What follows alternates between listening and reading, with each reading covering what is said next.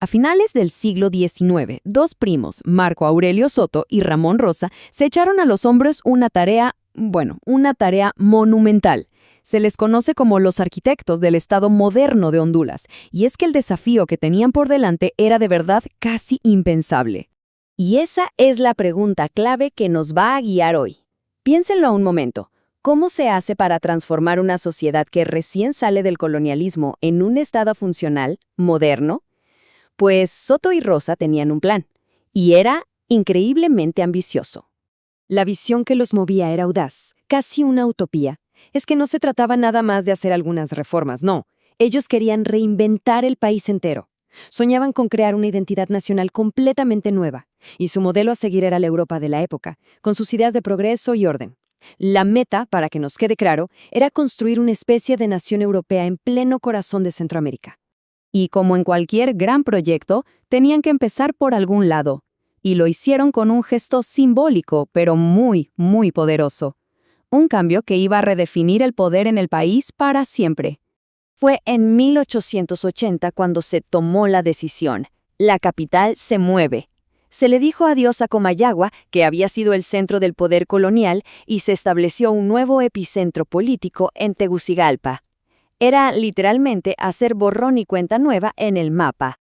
Ahora, la pregunta del millón es, ¿por qué el cambio? La razón oficial que se dio en su momento hablaba de que Tegucigalpa tenía un clima más agradable. Pero claro, la historia a veces sugiere otras cosas. Resulta que Soto tenía intereses en unas minas de plata muy importantes cerca de la zona, lo que nos deja con la duda. ¿Fue una decisión por el bien del Estado o había intereses económicos personales de por medio? Pero a ver, un Estado no se construye solo cambiando la capital del lugar. Se necesita una base, cimientos sólidos. Y es aquí donde la reforma se puso realmente seria, construyendo las bases legales del nuevo país. La reforma liberal trajo consigo una oleada de códigos legales completamente nuevos. Se creó un código civil para regular la vida de las personas, un código penal para definir qué era un delito y cuál su castigo, y uno crucial, el Código de Minería, para administrar las riquezas del subsuelo. Estas leyes fueron los verdaderos pilares del nuevo marco jurídico. Y quizás uno de los cambios más radicales fue la idea de un Estado laico, y su bandera fue la educación laica. ¿Qué quiere decir esto? Pues separar la educación de la religión. Fue un quiebre total con los privilegios que la Iglesia había tenido por siglos, abriendo la puerta a una nueva manera de formar a los ciudadanos. Bien, ya tenemos nueva capital y nuevas leyes. ¿Cuál era el siguiente reto? Uno muy físico, conectar un país montañoso y fragmentado. La solución, por supuesto, estaba en la tecnología de punta de la época. Hay una frase que lo dice todo, el rayo de la comunicación. Así se referían al telégrafo. Y es que la frase captura perfecto el impacto que tuvo. Imagínense, era como si un relámpago conectara al instante puntos del país que antes estaban a días de distancia. Así que se pusieron manos a la obra. Instalaron las primeras líneas de telégrafo, crearon un sistema de correos que llegara a todo el país y hasta iniciaron los primeros proyectos de electricidad. La tecnología estaba literalmente tejiendo una red para unir a Honduras. Todo esto suena genial, ¿verdad? Progreso, tecnología, modernidad. Pero, y este es un pero muy grande, todo esto tenía un costo. Y aquí es donde la historia se pone más compleja y nos revela el gran dilema de estos arquitectos.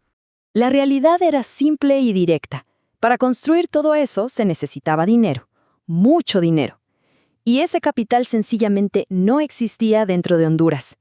La única opción que tenían era buscarlo afuera. Y este es el punto clave de todo el proyecto. Para que los inversionistas extranjeros trajeran su dinero, el gobierno de Soto tuvo que ofrecerles algo muy atractivo a cambio: concesiones de tierras y recursos naturales. O sea, el capital llegó, sí, pero el precio fue altísimo. Se firmaron acuerdos que en la práctica hipotecaron la soberanía y la riqueza del país por décadas. Entonces, al final del día, ¿cuál es el balance? El legado de Soto y Rosa es muy complejo. Es una herencia de luces y sombras, una que todavía se siente en la Honduras de hoy. Creo que esta cita lo resume todo de una manera brillante. Habla de esa ambición gigante que tenían, pero también de la contradicción en el corazón de su proyecto. intentar imponer un modelo de afuera en una realidad que era completamente diferente. Y esto nos deja con una pregunta final para reflexionar. ¿Qué fue la reforma liberal? ¿Fue la construcción de un sueño de progreso al estilo europeo? ¿O fue en realidad el comienzo de una larga hipoteca con el capital extranjero, sobre todo norteamericano, que terminaría marcando todo el siglo siguiente? La respuesta, quizás, es que fue un poco de las dos cosas.